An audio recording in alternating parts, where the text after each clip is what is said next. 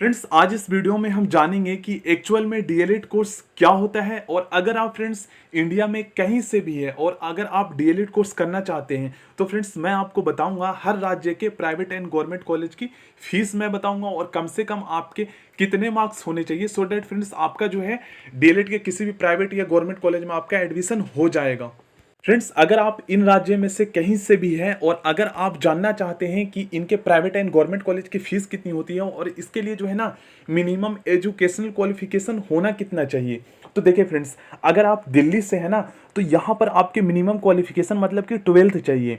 तो अगर आप डीएलएड कोर्स करना चाहते हैं तो 12th पास है तो आप कर सकते हैं। मिनिमम आपके 50% मार्क्स होने चाहिए। बिहार में भी इंटर, जिसे हम 12th क्लास ही बोलते हैं, इंटर के बाद आप इस कोर्स को कर सकते हैं। हरियाणा में फ्रेंड्स आप 12th क्लास के बाद कर सकते हैं। उत्तर प्रदेश में जो है ना आप ग्रेजुएशन के बाद कर सकते हैं। मतलब कि इसमें आपका मैट्रिक प्लस में इंटर प्लस में ग्रेजुएशन के मार्क्स के बेस पे जो है आपका एडमिशन होता है। राजस्थान में फ्रेंड्स हम इस डीएलएड कोर्स को जो है बीएसटीसी कोर्स बोलते हैं।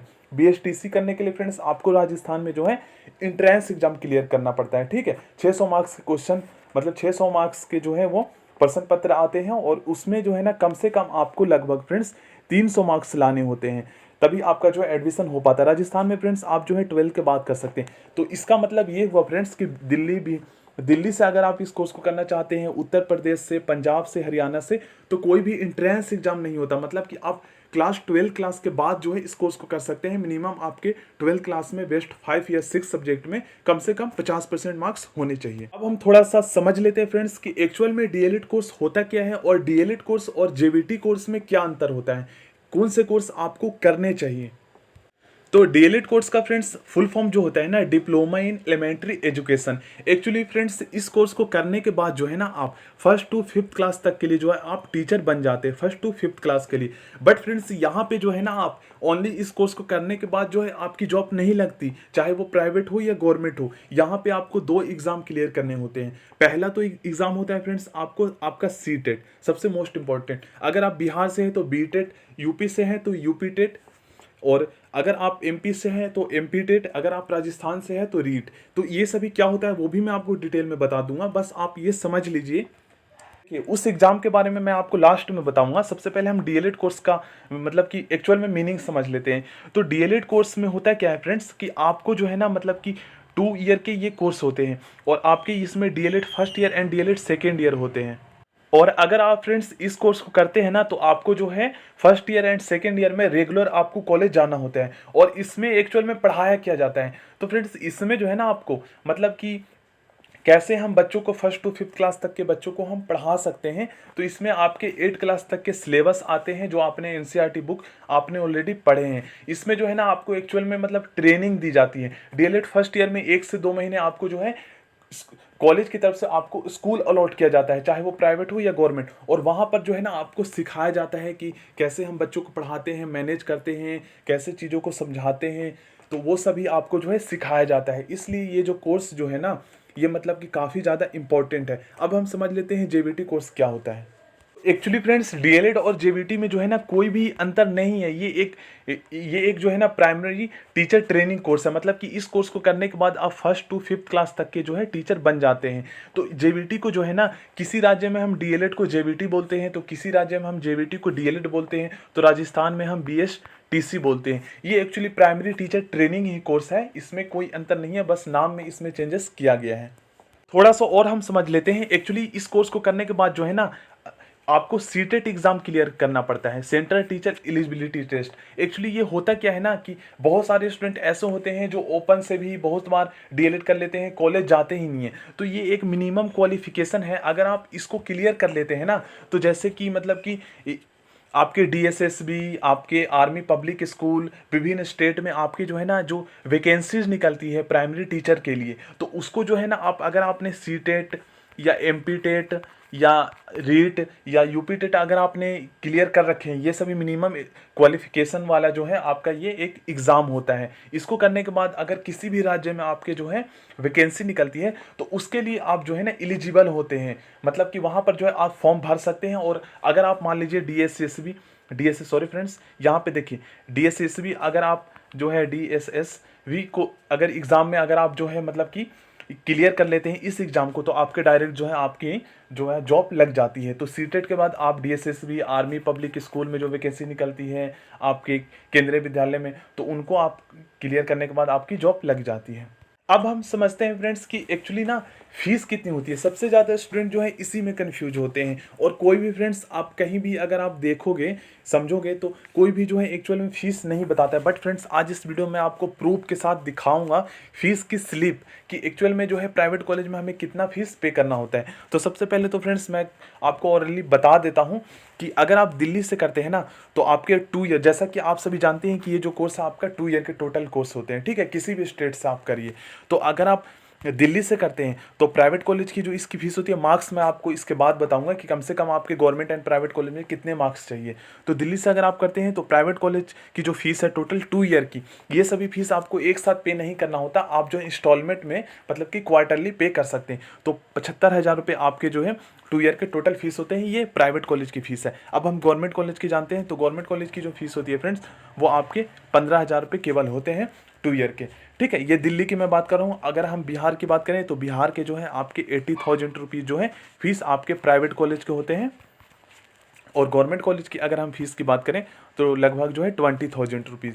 हरियाणा की अगर हम बात करें फ्रेंड्स तो हरियाणा के जो है लगभग आपके 75,000 रुपीज़ प्राइवेट कॉलेज की फ़ीस पड़ती है, और गवर्नमेंट कॉलेज के आपके 15,000 रुपये के आसपास, ठीक है फ्रेंड्स। और अगर हम उत्तर प्रदेश की बात करें तो आपके 85,000 रुपीज़ जो है आपके प्राइवेट कॉलेज की फ़ीस पड़ते हैं, और 2 ईयर के टोटल कोर्स है, और गवर्नमेंट कॉलेज की फ़ीस आपके 20,000 रुपीज़ पड़ते हैं, ठीक है। राजस्थान में आपको जो है अपना यहाँ पे स्टेट आपको जो है इंट्रेंस एग्जाम क्लियर करना पड़ता है, तो गवर्नमेंट कॉलेज की फीस आपके 15,000 रुपये पड़ते हैं, और प्राइवेट कॉलेज की फीस फ्रेंड्स आपके 60,000 रुपीज़ पड़ते हैं। पंजाब में भी आपके सेम ही रहते हैं, यहाँ पे 75,000 रुपये आपके प्राइवेट कॉलेज की फीस पड़ते हैं, 75 से 80,000 रुपये, और गवर्नमेंट कॉलेज की फीस फ्रेंड्स आपके 15 से 20,000 रुपये, ठीक है। अब मैं फीस रिसिप्ट आपको दिखा देता हूँ दिल्ली डीएलएड प्राइवेट कॉलेज की, सो डेट फ्रेंड्स आपको कन्फर्म हो जाए।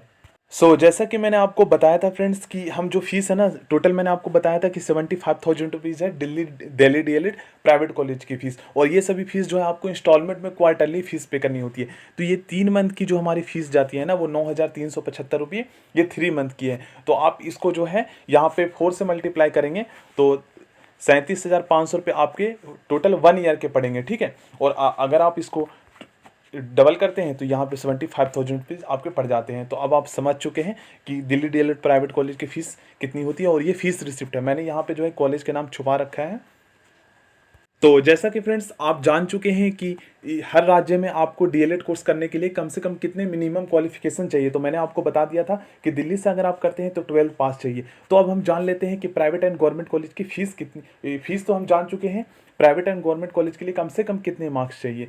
तो गवर्नमेंट कॉलेज के फ्रेंड्स अगर आप एससी कैटेगरी से हैं तो आपके 85 चाहिए, बेस्ट 5 सब्जेक्ट के मार्क्स काउंट होते हैं दिल्ली से अगर आप करते हैं तो, मतलब कि यहाँ पे जो है ना आप फिजिकल एजुकेशन को भी आप बेस्ट 5 में ऐड कर सकते हैं, बेस्ट 5 सब्जेक्ट में। तो अगर आप जो है गवर्नमेंट कॉलेज में एससी कैटेगरी के लिए 85, और एससी कैटेगरी के लिए, एसटी कैटेगरी के लिए फ्रेंड्स 80, यहाँ पे जो है 80 कम से कम 85 चाहिए, और जनरल के लिए फ्रेंड्स यहाँ पे जो है ना 92 से ज़्यादा चाहिए, मतलब कि 90% से ज़्यादा चाहिए। ये मैं प्रीवियस रिकॉर्ड के अकॉर्डिंग बता रहा हूँ, मतलब कि बिल्कुल करेक्ट इतनी जो है कट ऑफ गई थी गवर्नमेंट कॉलेज की।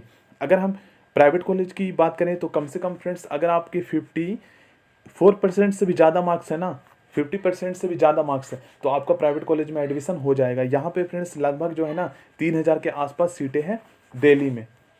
अब हम बिहार की बात करते हैं तो बिहार में फ्रेंड्स पिछले 2 साल से जो है ना कोई भी इंट्रेंस एग्जाम नहीं हो रहा है।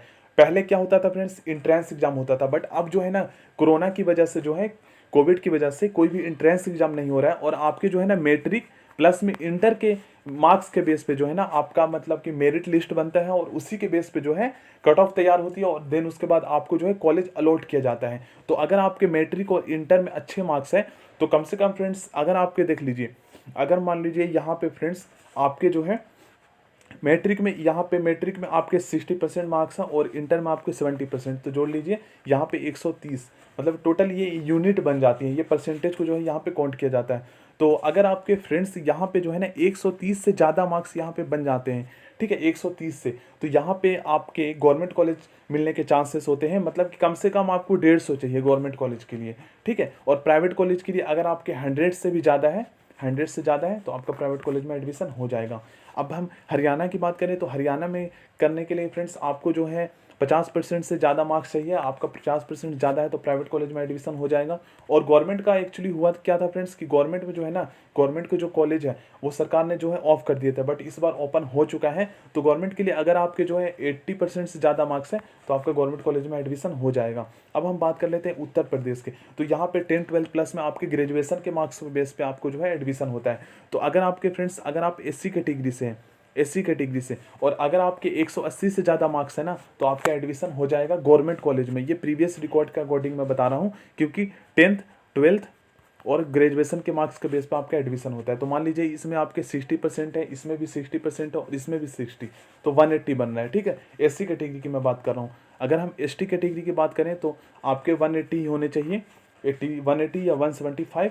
और जनरल कैटेगरी की अगर हम बात करें फ्रेंड्स, तो प्रीवियस ईयर जो है ना, वे स्टूडेंट जिनके 230 मार्क्स आए थे उन्हीं का गवर्नमेंट कॉलेज में एडमिशन हो पाया था। क्योंकि आपको पता है कि 10,600 के आसपास जो है गवर्नमेंट कॉलेज में सीटें हैं टोटल।